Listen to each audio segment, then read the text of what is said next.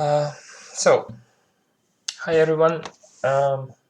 Today's lecture assignments and the lecture itself is going to be on me, on the machine learning and namely the neural networks official introduction in the course of ML.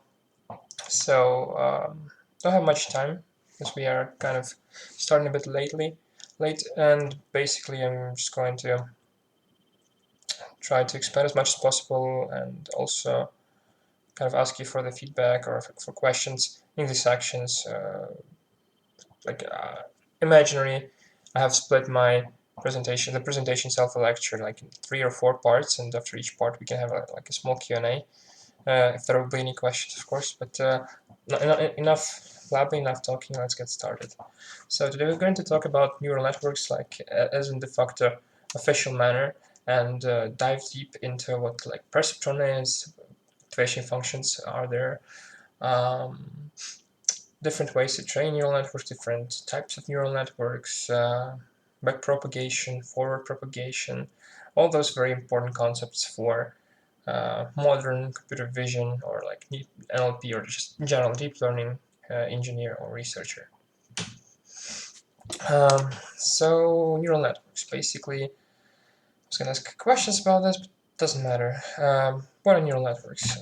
This is a very cool, kind of like traditional way to introduce neural networks by referring to them as to our biological analogs or like neurons that we have in our head, in our brain.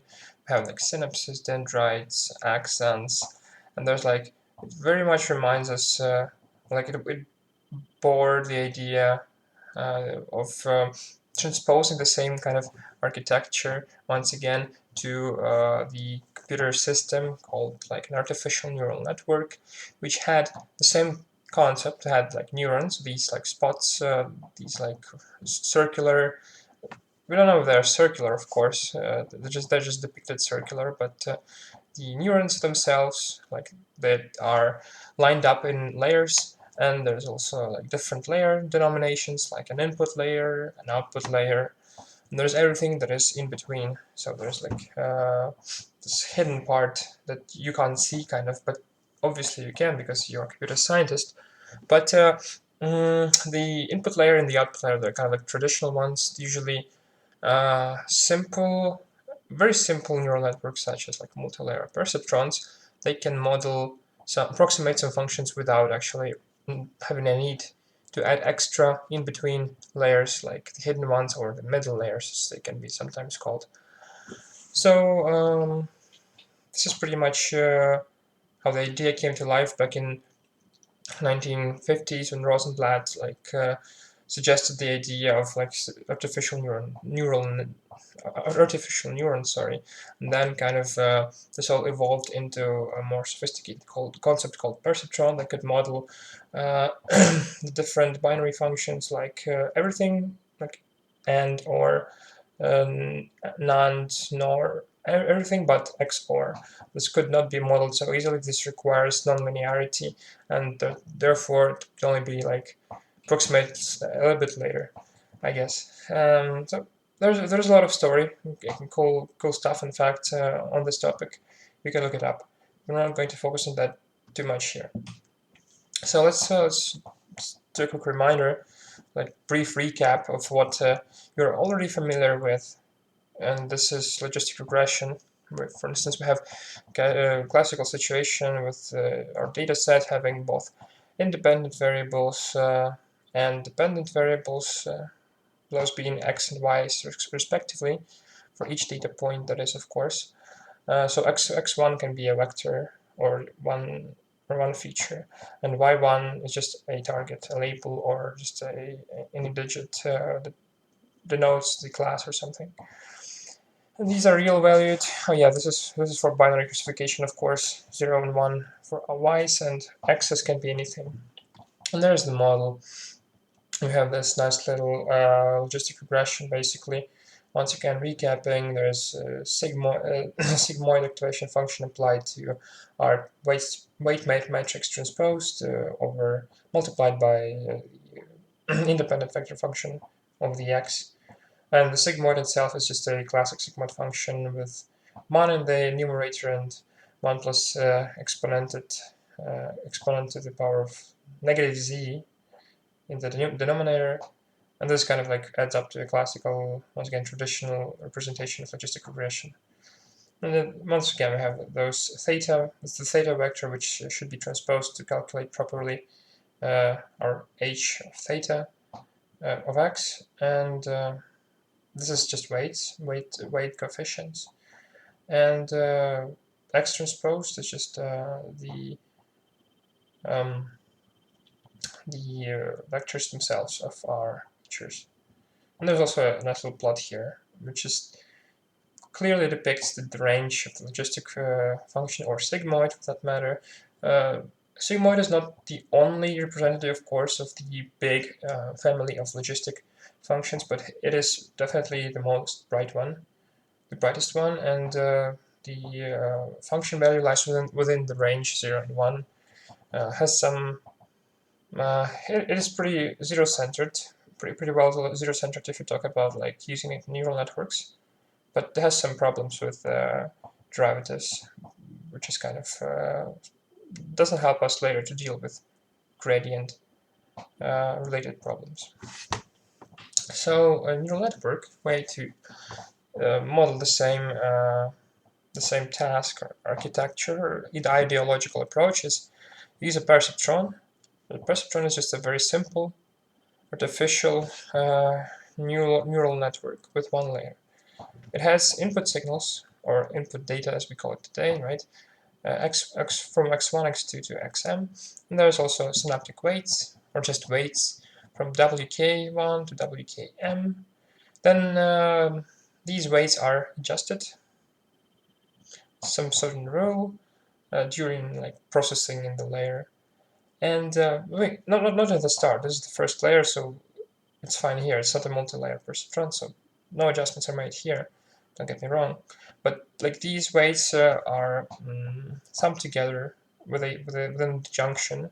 That just also, besides summing all the weights, adds a bias term, just a typical term that doesn't quite play a huge important role, but it adds noise, much needed noise to actually reduce variance and increase like bias to a needed format so that the model is not overfit. And then once this is all summed up, we have the activation function phi. This basically is a sigmoid, and once the sigmoid is applied, we get either a class 0 or class 1, or namely output yk. Pretty simple, nothing too overly complicated here, especially given the fact that you already are working with convolutional neural network architectures. The MLP, or multi-layer perceptron, is just a simple combination of different layers. They call them logistic regression layers here in this slide, but these are just kind of like the components of the original perceptron here. Nothing too marginally different. So once again, you have weights, but the number of neurons can vary. It can vary actually quite greatly. It can reduce and can increase, so the network does not remain constant in terms of the count of neurons per layer. This is important to realize. So dimensions can squeeze and they can expand, obviously. And multi-layer perceptron allows for even better approximation of the same task. And there's like an output layer. It contains like 3 classes for the output, potentially. Probably more of an expanded version for a more complicated task. That's just a demonstration. So once again, I'm going to head on to the next section. Are there any questions pertaining to the slides we discussed just now?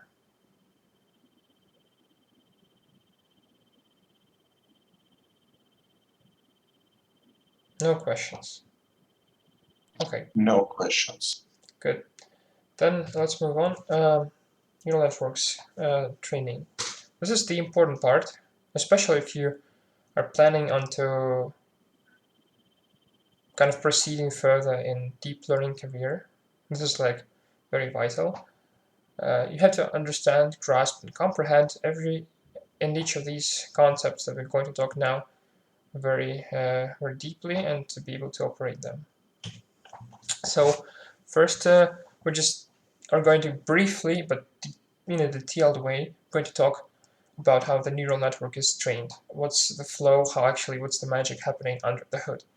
So there are two important parts in adjusting the neural network. So how it works, the neural net gets the input data, and this input data flows from input to output through the hidden layers, through the middle ground. This is like the input, this is the output. There's this middle ground, excuse me, and basically each layer supposedly, already we're familiar like with the notion of weights and like biases. Those things get calculated and updated at each iteration, especially if the deep neural net has a lot of layers. But we're just going to see what's the core concept behind this weight adjustment. So without further ado, I'm just going to say it's cost function optimization, the main objective.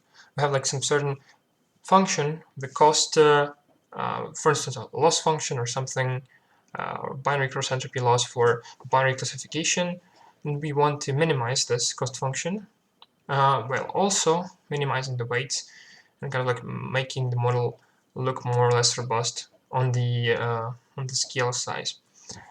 And here, two most handy things are forward prop and backward prop. Very important concepts. Forward prop is quite easy. Just you don't have to like memorize anything here, besides the fact that we just receive the input from the input source. We pass it on to the first layer, and then we go into the hidden section. And then in the hidden section, there's like multiple processes and denoting the weight updates and bias, addition, calculation, summation, activation function, application, like they're all there. And this all goes on until we reach the final layer, or the output layer. And in the end, just there's an activation function, a very final one. For instance, we have like a 10 class classification problem, and we just pass a softmax function, which just renormalizes all the coefficients, all the weights, and makes them like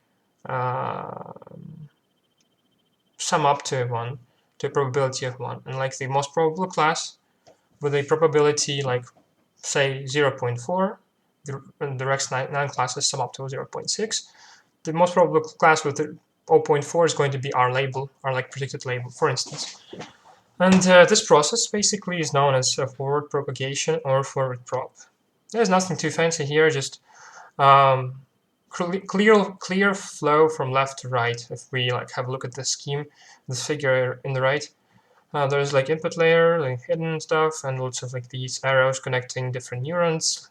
They're all cross interrelated, cross connected, codependent in some way.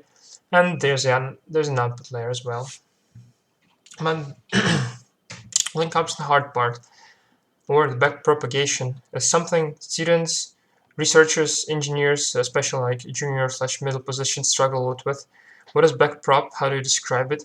How do you calculate it? How do you explain it? It's a very important concept. I would say, yeah, I'm just going to make a brief introduction and say a couple of words on alternatives. So backpropagation, well, obviously we need this. We need to minimize the weights and biases, like to tweak, not minimize, like tweak them slightly, step by step, like an iterative decrease in cost function. So we need to arrive at the lowest possible cost, like the global optimum of our cost function, global minimum rather. And for that we need to, we cannot just keep on pushing forward propagation. We have to first push the forward, because like basically it's not going to work. The model's never going to converge. The weights are going to explode probably, or maybe not. Maybe they're going to die or vanish out. For that, there's an backpropagation algorithm.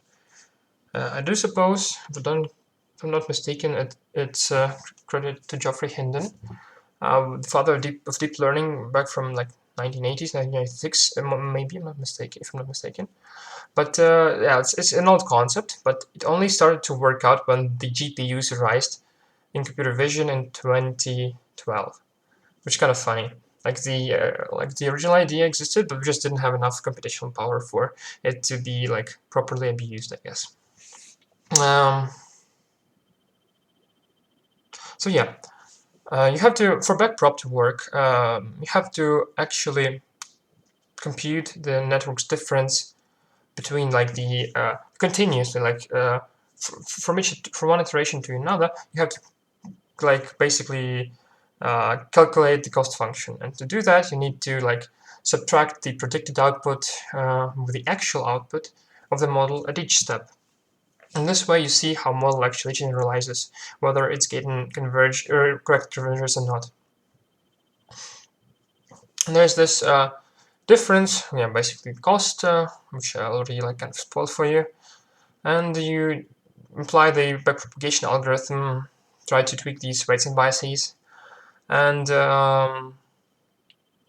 there's an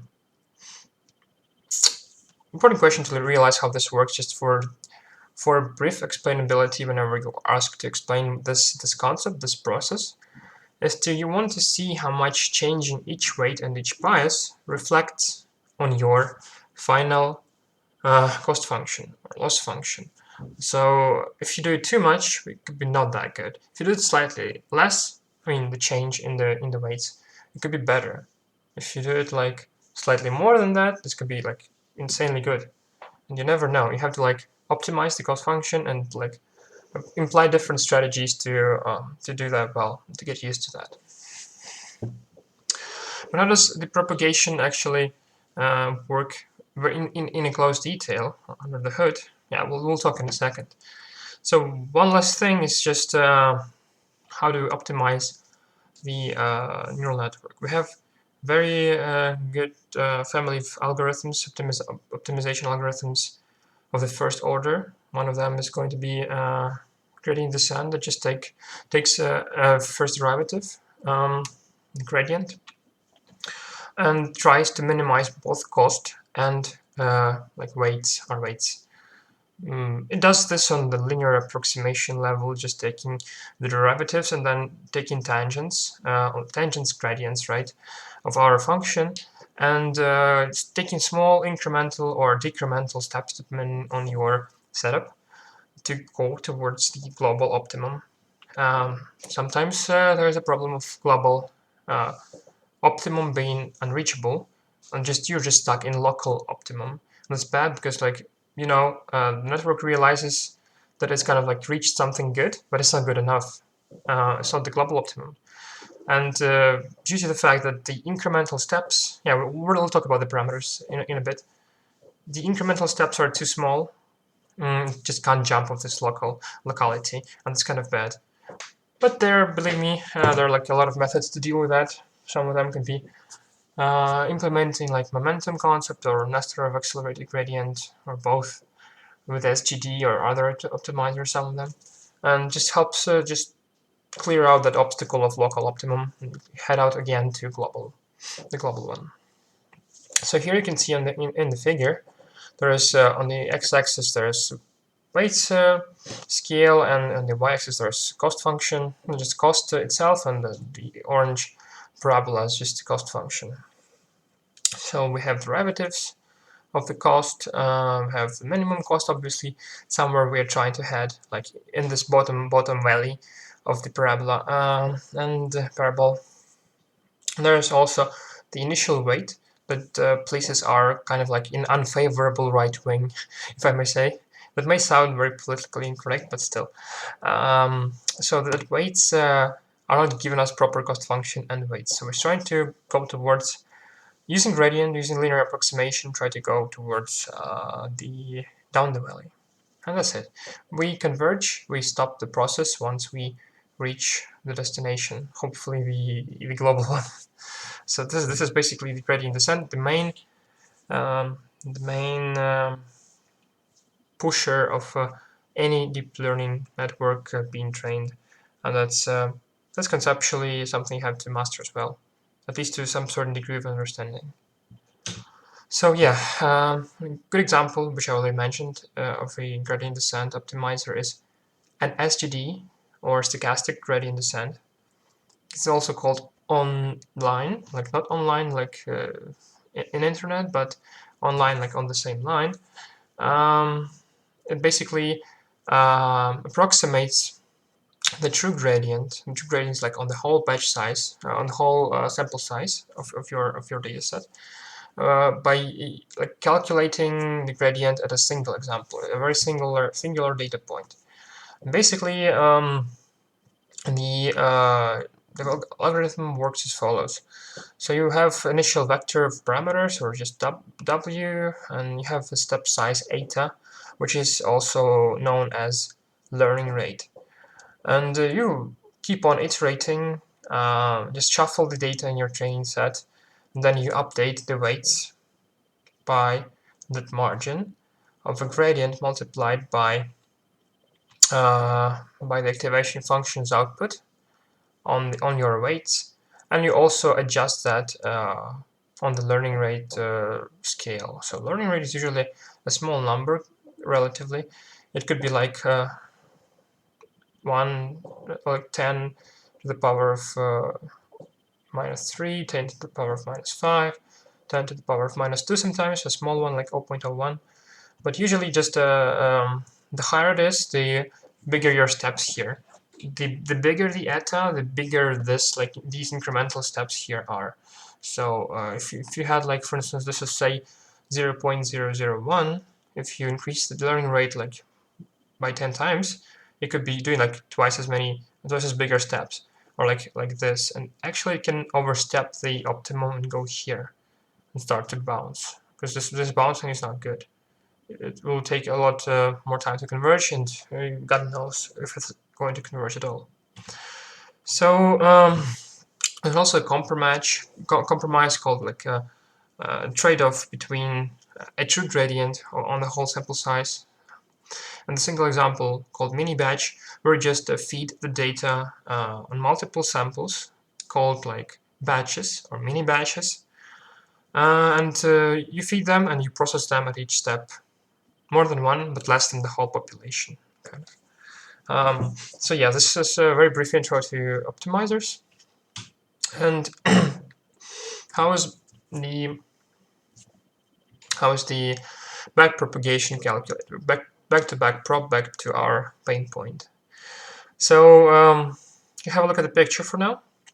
I'm just going to briefly explain. We have a typical situation where there's just a simple neural network with one hidden layer. We have an input x1 and x2, so two nodes kind of, and we have a hidden layer on each of the paths and output layer on each of the paths.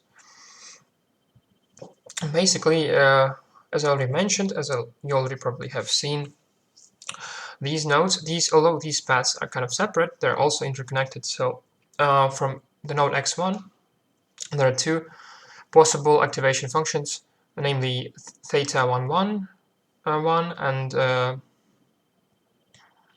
theta211. So the blue one and the orange one are coming from the x1, the blue one and the orange one are coming from the x2. And then let's see, in the hidden layers we have linear combination. Basically a very simple concept. We just apply our weights to those are just weights, those are not linear, those are not, sorry, theta11 to theta22 is just are just weight matrices. And then we just calculate the weight matrices, linear combination with each of the respective terms. So theta11 times x1 plus something we received from x2, which is theta12 times x2, like multiplied by x2. Once that's calculated, we have a term called z12, this one, and we just apply an activation function to it. It could be any like sigmoid or tan h or anything like that. And we just apply our activation function and get a term called a12. Same happens here, but just for different indices in the bottom. Last but not least, you have an output layer, which just also has this like kind of crossroad here, right? Or like a cross, and a direct route and like a dash to your neighbor. There's an output layer, which also involves both linear combination and activation, and is calculated in the same principle. Only that we do not have x1 anymore and x2, right? We have a12 and a22. We have just updated variables, independent variables. Once this is combined and calculated, and the activation function applied, we receive a13 and a23, two outputs of the neural network. Those can be compared to targets, to the initial targets y1 and y2. We can optimize the cost function, etc., etc. So this is pretty good, pretty self-explanatory. What is this for? What does this have to do with backpropagation? Yeah, right. We have two paths, and let's break down each one of them. So what's supposed to with the backprop deal?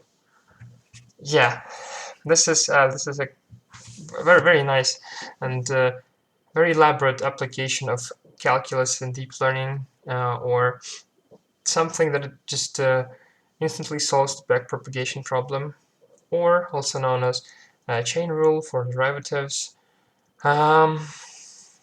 So basically, to re-establish the same route we came from and kind of re-update gradients, like we update fourth, then we fourth propagation, then we update back like this, the same way.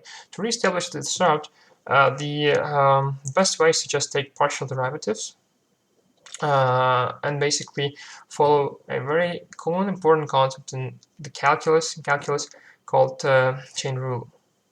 So by basically switching the neighboring nodes and their like numerator and denominators, and just taking the derivatives with respect to different variables, or like elements in our or like terms in our function flow, we can achieve the backpropagation itself. So for the blue path, we are the top one, right? Let's go from like we're here. Suppose we're here. Like we look at this one. Suppose we're here right now, right? We go from the very end. So basically, the we have the theta and we have like the partial derivative of j of theta, and yeah, just with respect to a13. That is the variable in the blue line here. So this is kind of like the initial setup. And once we do that, we just move on to the next. We dealt with this step. We go further to activation. This was activation, and then we have this this inner node inside the linear combination and activation called the output layer. We calculate the partial derivatives with respect to a13 and z13. So kind of like notice that this oh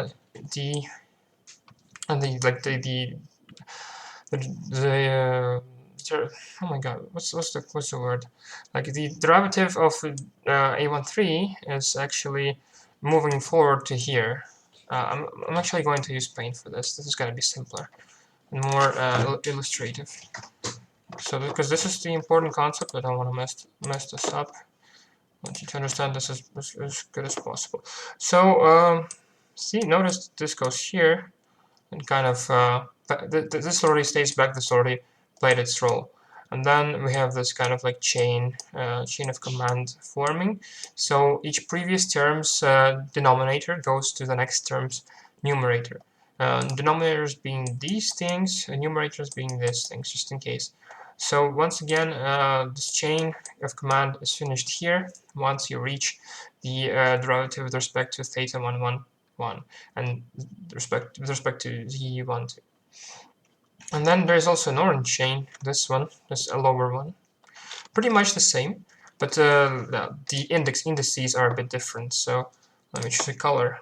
So first you go here, you calculate this partial derivative, and then you go up and reintroduce the next, reinsert the next term.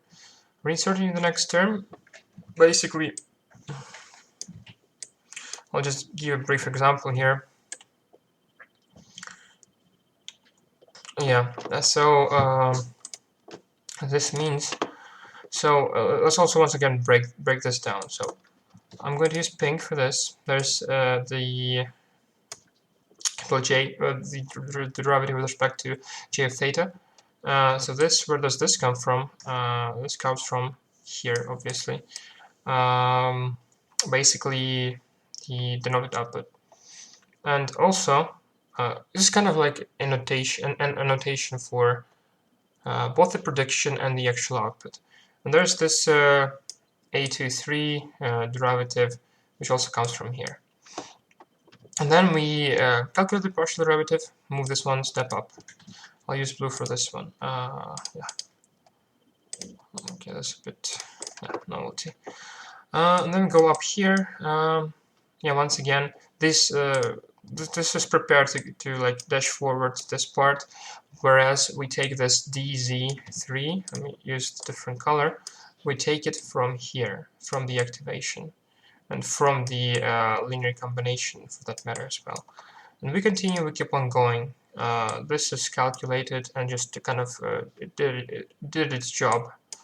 And then the A12 proceeds here, and then this is gone. This is like displayed its role. And then we go here to Z12, and finally we realize this works. And got the second pass for our backpropagation. The thing is, we can combine these in a very simple manner to approximate the initial position, namely like the derivatives with respect to you have theta and theta 1, 1, 1. Or initial weights, initial activation, and this is how it looks like. This is the final output of backprop. There's a good article here, good source on this thing, lots of theory and practice. You can have a look. There's a bunch of examples and illustrations and kind of like in detail, in-depth explanations with all these cool layer 1 parameters and matrices and stuff. So feel free to have a look if you struggle with that. Yeah, but basically combining them means just summing them up. That's it. All right. Any questions to backprop or anything here? Yeah. Yes, not. Not much time. Yeah. So one question. Yeah. So where do we have like X or Y? What is the letter of типа невідома змінна? So is it A or Z? So yeah, see, basically there are no Y's here. There are only X's. So these things, we have only inputs. We have kind of outputs, but those are taken into account in the calculation of the cost function. So the inner process, like these layers, they refrain from using y's. And z1, like for instance, let's take z1, this one, this side, and break it down. So this gets the input, the weights from x1, or this one, theta 1, 1, 1. We have this input, right? And it also is multiplied with x1, with a respective input. And the same goes for in this linear combination, same goes for this part. So x2 is multiplied by the respective arrow, like this one, theta 1, 2, 1. We sum this up, we get the z1. This is called a linear combination. To proceed further, we just apply an activation function, and we get the output of the layer. So x is here, or both x's are here. Then they're kind of like in the flow of the network, they're turned into a's, kind of like x's still, but they're already modified. Like here, here, these are x's. Where are y's? Those are just taken into account once we have the full path. Once we go in the end, we have this cost function, some kind of, I don't know, let me just plot here something. So this is loss, let me call that loss. This is like epochs. Epoch basically there's an important also notion here called epoch. This is something like 1, like 2, 4, 6, 8. So each epoch, what is this? What is this basically? Epoch is this full run of this model from input layer to output layer, the first one, and the initial one is an epoch.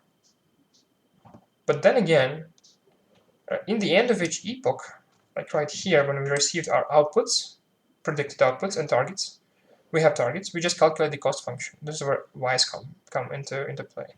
So after each epoch, what we do is we calculate the cost function, I don't know, binary cross entropy, BC. We update this cost function, and like suppose this is 1, and this is pretty terrible, right? This goes like this, or something like this. And then on epoch 2, we just run through again. Run through the whole pipeline from the start to the end. But we already used the previous weights. We do not like reinitialize them randomly. We keep on doing the same thing. Maybe there are some adjustments, but those are sophisticated cases. We're not going into in depth right now. So in epoch 2, loss is decreasing. In epoch 4, loss is further decreasing. In epoch 5, loss suddenly very greatly decreases, right? Somewhere over here. And this is good. We need to minimize this axis, make it as small as possible. And then suddenly, after like coming closer to 6, the epoch 6, we realize that the loss no longer like decreases that much, just becomes flat. Something like this. I know this is very approximate. Don't take this as any like very great example, but at the end of each epoch, and sometimes intermittently as well, actually quite often as well, it uses y's to calculate like we use the simple notion like y hat minus y, like for regression, like absolute squared error. I should probably do magnitude like this, and to here. So we just y hats or y sigma, these ones are our predictions of the network. Something that came out over here, output.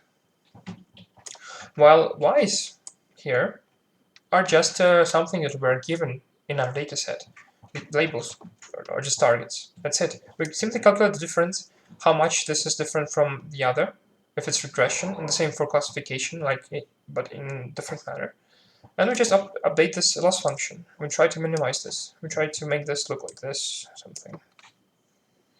That's about it. Hopefully it was more or less clear explanation. Okay. So, neural network types. We don't have that much time for the lecture. Although we can actually, that doesn't quite matter. We have plenty of time. So there's many types of architectures for neural networks. We'll go through main ones of them. Those are being like the feed-forward neural network. Something we looked at today, like multilayer perceptron. We have an input layer, this part. We have hidden layers, any number of them. We have the output layer. It's all intertwined with activation functions. So after each of these, this layer and these layers, after each of these, we have activation functions. And even here we have one.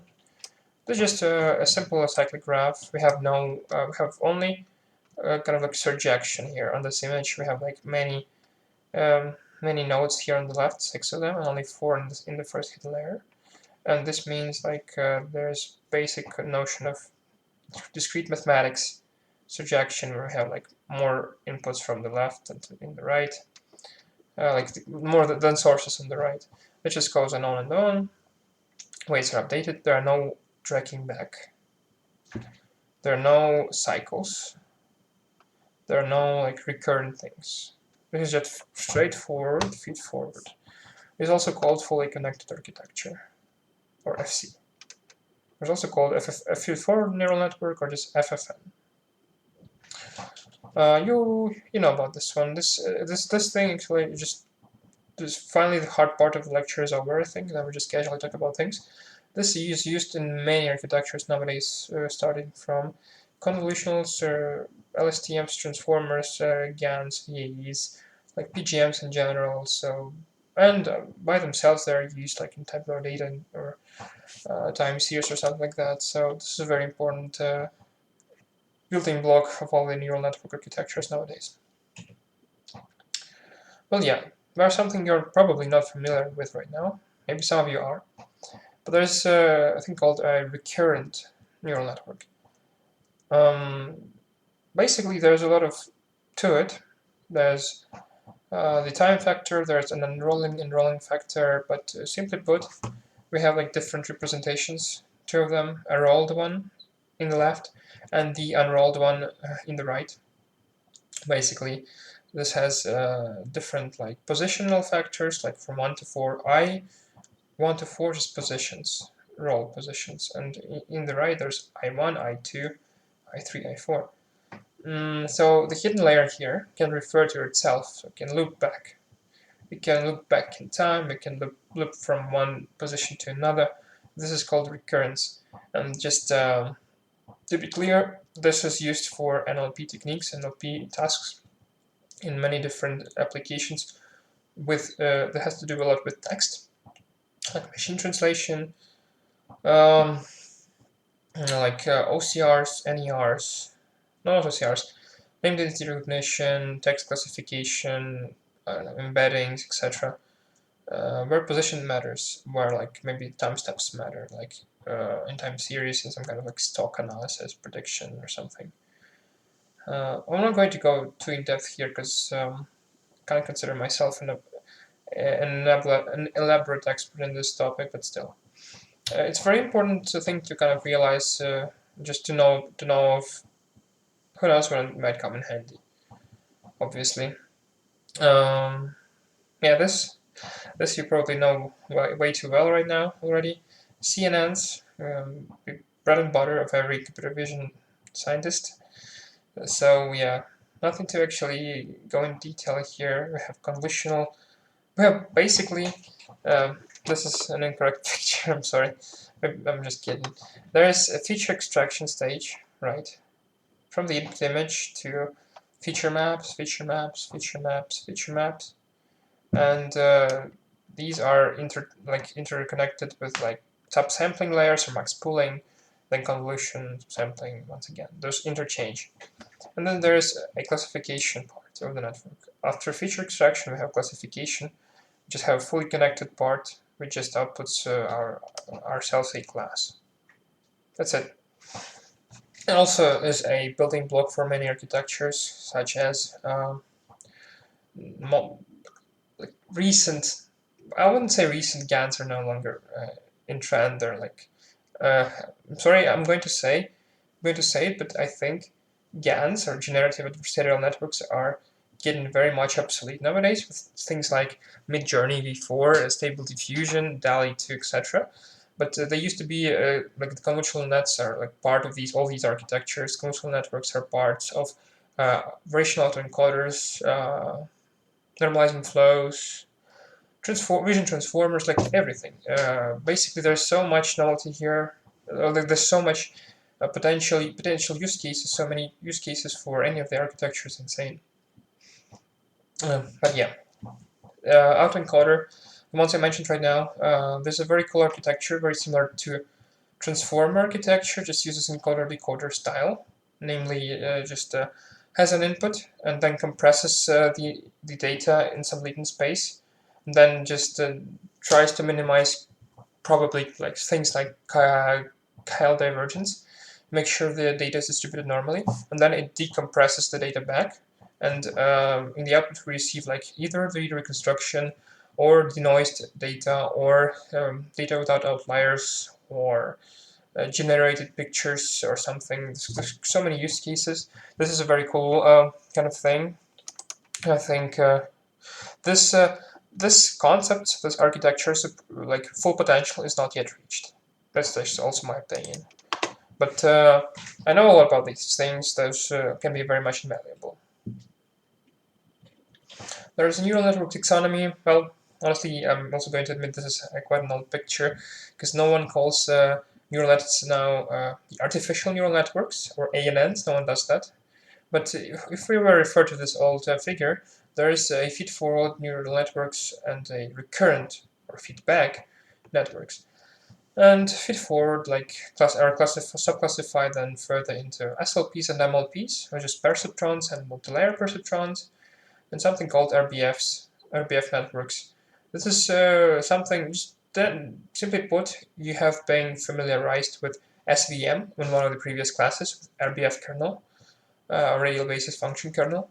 This is just the type of neural network that approximates a kernel, that's it. And recurrent feedback neural networks, yeah, this is a very old picture, can be subclassified into simple and fully recurrent. Simple, I think they're meaning that you only recur like left to right, and fully recurrent, what they mean, I think, is you not only do this left to right, but also right to left sometimes. And there's also self-organizing maps. Wow, this is an old concept, but basically this is a visualization technique that is used like for exploratory data analysis with like a very huge number of features. Something that TSNE does very well, but an old name for it, SOM. There's this taxonomy like image. I have this in my notes, in my ML holy book. There's a lot of notebooks here, and a lot of different visualizations for like cells and like kernels and stuff. We can have a look. Main ones like Perceptron, very simple thing with the input and the output. Feed forward has a hidden layer.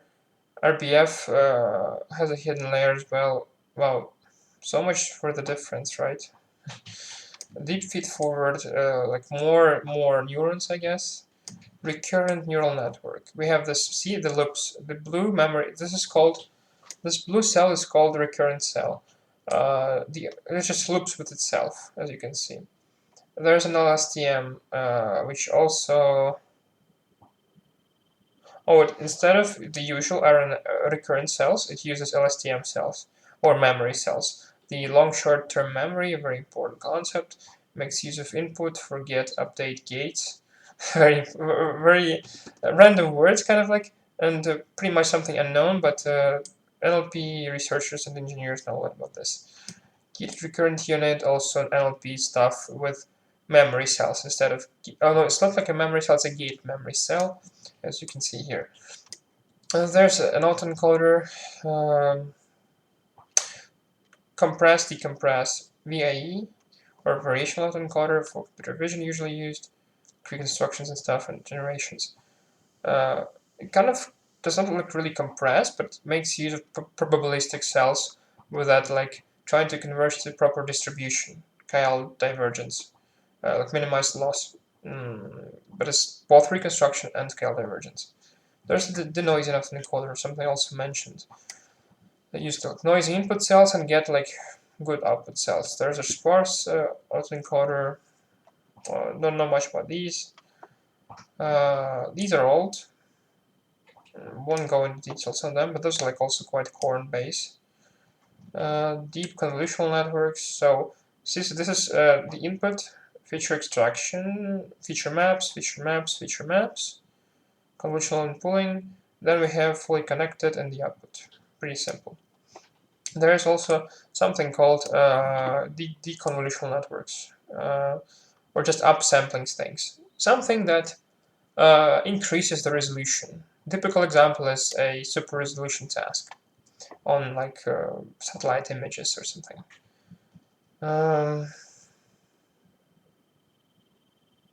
Yeah, the GANs, the ones I mentioned, adversarial networks. These are very weird.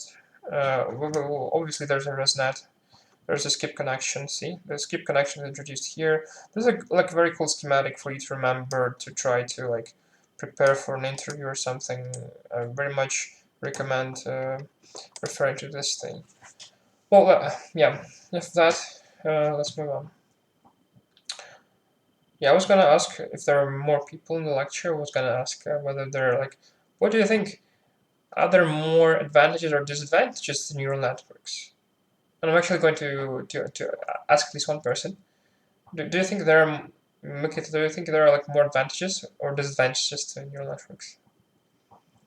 So if we compare it to some other like linear models, I think neural networks have more advantages, but there are some things that could make it worse, like for example bad data or something. So you cannot uh, learn it properly, teach it properly. Yeah, so I so I forgot. So there were some cases that can make our network worse. Mm-hmm. Yep, absolutely. So, if we're talking about the general approximation of like certain tasks, neural networks are insanely good at outperforming like linear models or something that is not as complicated. So, going over very briefly the main advantages. Yeah, you don't need to like do anything manually. You don't need to process features like in random forest or something. You just pile everything together, mix it up, and there's an output from neural network. And features are automatically learned. Yeah, we don't talk about robustness that much here, but obviously the robustness is getting retrieved via neural networks. That's fine, at least in the initial form. If we won't talk about like adversarial robustness or anything. Mm. And there's also two positive traits of neural networks that are generalizability. So the same neural network can be reused for different tasks, data types, and like slightly tweaked, but still, you don't need to do much work to actually reorganize and redeploy it. And those are also scalable. The more data, the better performance. This could be both the advantage and disadvantage. What if you don't have data? What if you like have very limited amount of data?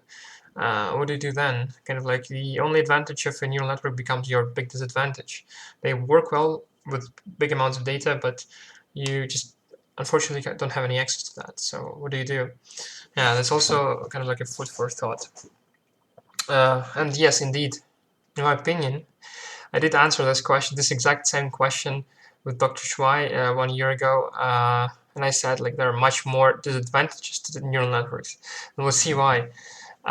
Well, there are so many problems with them. It's insane how they actually work. But people are like very flexible creatures. They find ways. They find workarounds to make things work properly.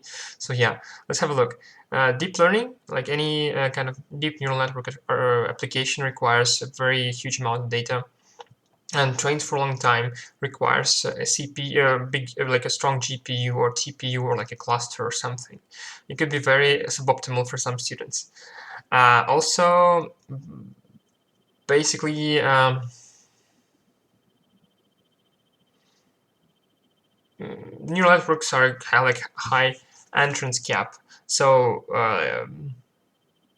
simple models like logistic linear regressions, SVMs, random forest, even boostings, they can be handled quite well, but like by an entry level, like a trainee or something.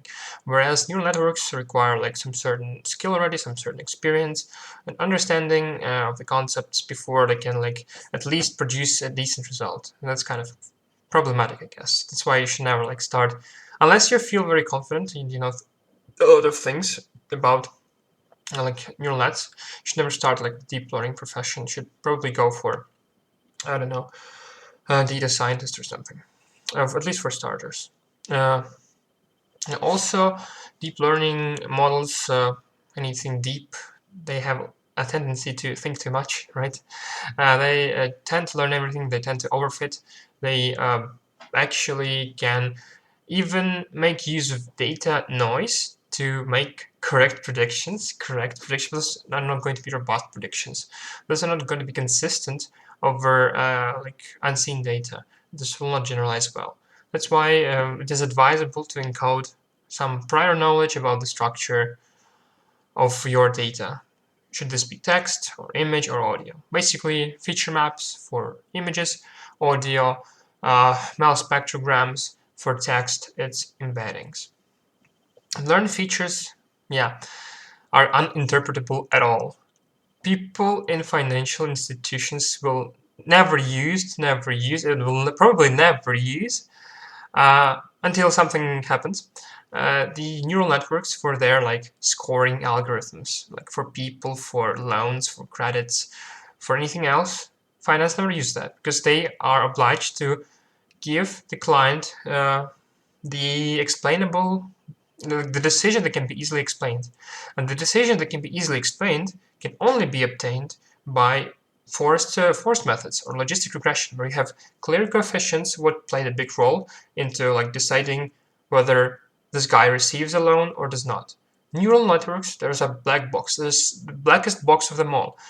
They never actually can be enough in the form of the research that there's now.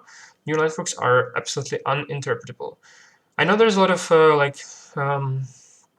thinking and research going towards how to make them interpretable. People like are making libraries, papers, but we have not arrived anywhere yet for now. So this is pretty bad. Uh, any features that are just processed in the net, they become absolutely undefinable by humans because this is very much black box. And yeah, this the last point I mentioned is just to good understand how to model multiple modalities with traditional tools. Yeah, this just comes with experience. Back to the point two, like you should always try to.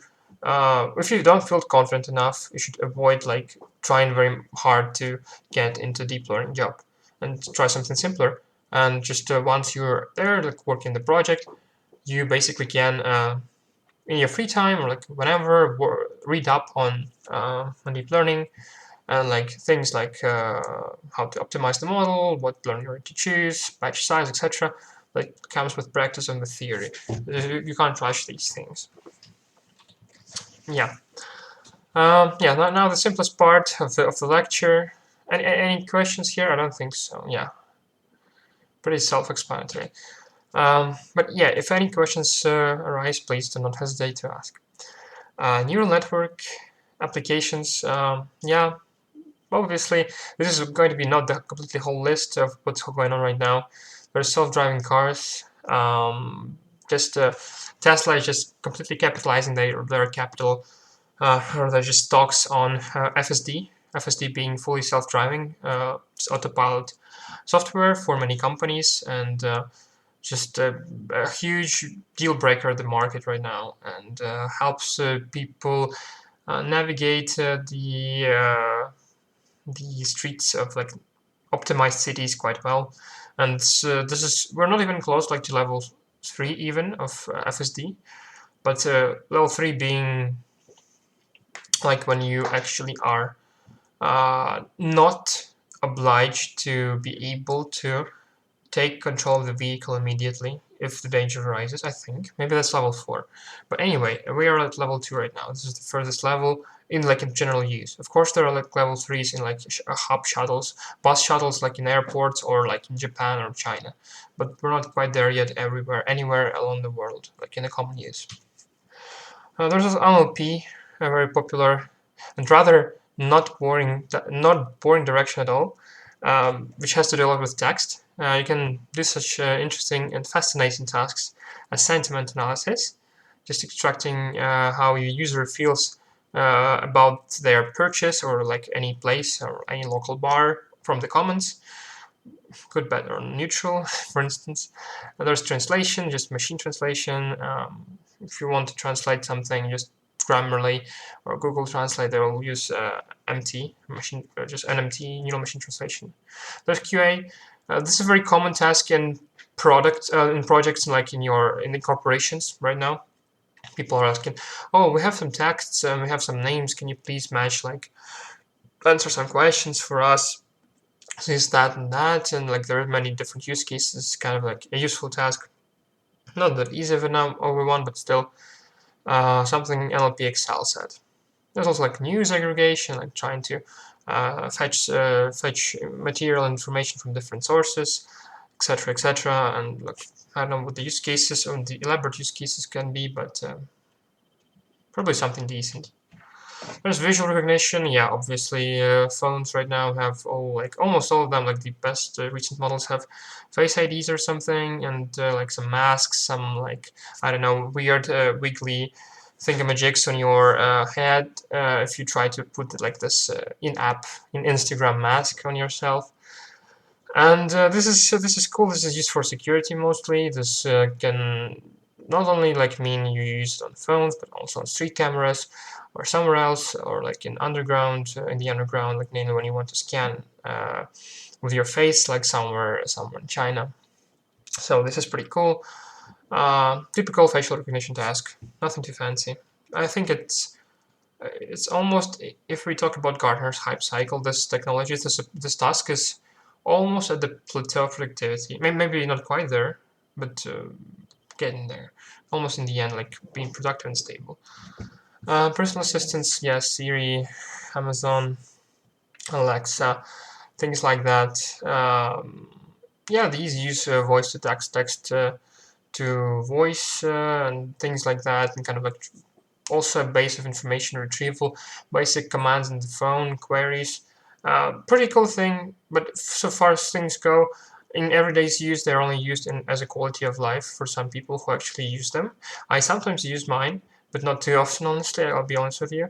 But this technology can also be a very like resourceful and useful, like in big um, restricted classified companies where they have like these personal assistants that tell them what to do and they tell them what to do. This technology surely has some further development, quite a big road to go still, and it will develop quite rapidly in the next like 5 years, 3 to 5 years, something like that.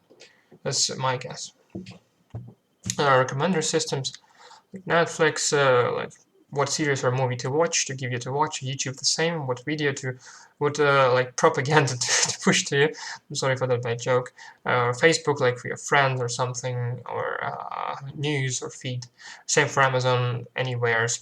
This just basically has a lot to do with segmentation, collaborative filtering, different other techniques like with users to make sure you receive the best experience when using these products, and like pay the most money and stay the most loyal, and etc, etc. This is all about marketing, all about business, all about retention. So yes, unfortunately, that's how the best ML technologies are used. System maintenance, yeah, not quite sure what's meant here, but obviously you can like do a lot of like analytical programs, like neural nets to just scan things in your hardware, in your mechanical constructs and stuff like that. I'm just going to counter-exemplify the slide uh, with my recent work with wearable robotics. There's an exoskeleton task, like a lower limb exoskeleton that you put on yourself in your on your legs and back of the hip, and you fix this. Let me see if I can show you. Not sure. Yeah, like this. So you put this thing on, there's a camera on your chest, like on your belly or something here. And this camera is supposed like to correctly classify whether the user of the exoskeleton is on the flat ground, right? Is on the stairs, like ascending the stairs, or has a intermittent state, interchangeable one, transition state. So like coming from the ground to the stairs, like this, like this is front view, or vice versa if you are like not from level ground to stairs. And the other case is just you have the stairs and you just come up on the level ground. You have to identify all these states correctly, because the exoskeleton has to switch modes when you ascend or descend, like the elevation. And that's kind of important. This is what I've been working on recently, like my papers on peer review right now with my this is my professor, and basically, yeah, we'll see. This is a good example of application of like deep neural nets. This is not so good. I mean, this is okay, I guess, but I don't know if they use deep neural nets here. Honestly, maybe I'm not too familiar with the topic. I'll admit, recommendation system something I'm least familiar with, I think. And yeah. There's security systems. Yeah, once again, something I mentioned already, like CCTV cams and things like street cams and any like hubs of security checkpoints. This could be very useful to like capture criminals, to identify people, blah blah blah, and kind of like find missing people also. So yeah, a lot of good use cases. A lot of good use cases. Some of them are not that good. Healthcare, I think this is the best, very much. We have the course in Toronto with Toronto University and UKU right now on AI medicine. We have many different like related, pretty much like very similar looking things to these ones on the projects with our students. And we have like PhD guys from Toronto presenting their stuff and like coordinating with our students in teams, and they're like helping them with the research. So a lot of deep neural nets can be used here. Like AI medicine is getting very much developed, and basically the future of healthcare, of medicine, of anything that has to do with your supporting your like your life is to do with AI, as far as I'm concerned. And yeah, that was pretty much it. We're a bit 3 minutes late, but that's fine. So, suppose no questions. I'll see you in, let's say, 15 minutes, in 10:08, and then we'll proceed to the practice assignment. All right? Okay. Good. Bye then.